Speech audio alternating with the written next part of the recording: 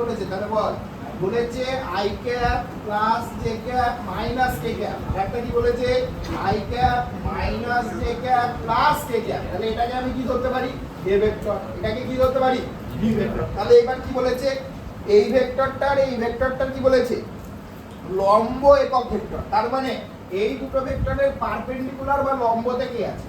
তাহলে এটা যদি আমার এ ভেক্টর হয় আর এটা যদি আমার বি ভেক্টর হয়, এটা এ ধরলাম এটা বি ধরলাম, তাহলে এ ক্রস বি করলে কি পেয়ে যাব লম্ব দিকে ভেক্টর পেয়ে যাব।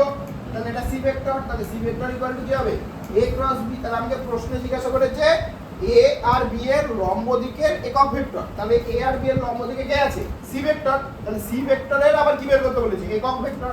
তাহলে আমাকে প্রশ্নে জানতে চাইছে যে সি ক্যাপ ইকুয়াল টু কত, তাই তো। তাহলে সি ক্যাপ ইকুয়াল টু কি হবে বলো C vector by mod of C vector. তার মানে কি আসবে সি ভেক্টর বাই সি। তাহলে সি ভেক্টর ইকুয়াল টু কি এ ক্রস বি। তাহলে আমাকে কি করতে হবে এই ভেক্টরটা আর এই ভেক্টরটা কি করতে হবে ক্রস করতে হবে। তাহলে ক্রস কিভাবে করব বলো A vector cross B vector. তাহলে নরমাল ফর্মুলাতে যদি করি তাহলে কি হবে দুটো ভাবে করা যায়, একটা হচ্ছে ডিটারমিন্যান্ট দিয়ে করা যায় আর একটা হচ্ছে নরমাল প্রসেসে করা যায়। আমি নরমাল প্রসেসে করছি। তাহলে কি হবে I cap plus J cap minus K cap. যদি ম্যাগনিটিউড দেওয়া থাকতো এখানে 2 7 4 এরকম দেওয়া থাকতো তাহলে আমরা কোথায় চলে যেতাম, তাহলে আবার আমরা ডিটারমিন্যান্টে চলে যেতাম। তাহলে এটার সাথে ক্রস করব কাকে বলো বলো বলো I cap minus J cap plus K cap, তাই তো। তাহলে আমি ফর্মুলাটা কি শিখিয়েছিলাম ঘড়ির সূত্র, তাই তো।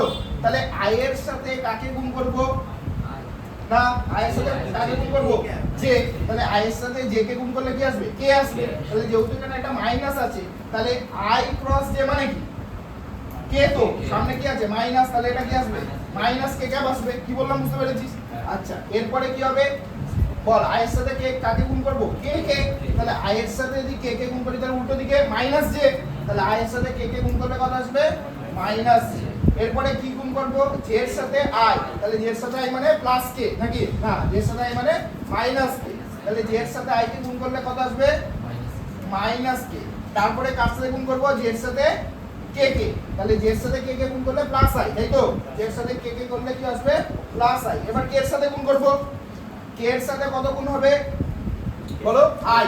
তাহলে কে এর সাথে আই মানে কি প্লাস জে। কে এর সাথে আই মানে প্লাস জে, প্লাসে মাইনাসে মাইনাস জে। কি বললাম বুঝতে পেরেছো। তারপরে কি হবে কে এর সাথে জে গুণ হবে নাকি। তাহলে মাইনাস কে ক্রস মাইনাস জে নাকি মাইনাস কে ক্রস মাইনাস জে। তাহলে এটা করলে কত আসবে মাইনাস যদি কমন নিয়ে নিই তাহলে এরকম লেখা যায়। এটা কি কিভাবে করব মাইনাস কে ক্রস মাইনাস জে। বন্ধ করে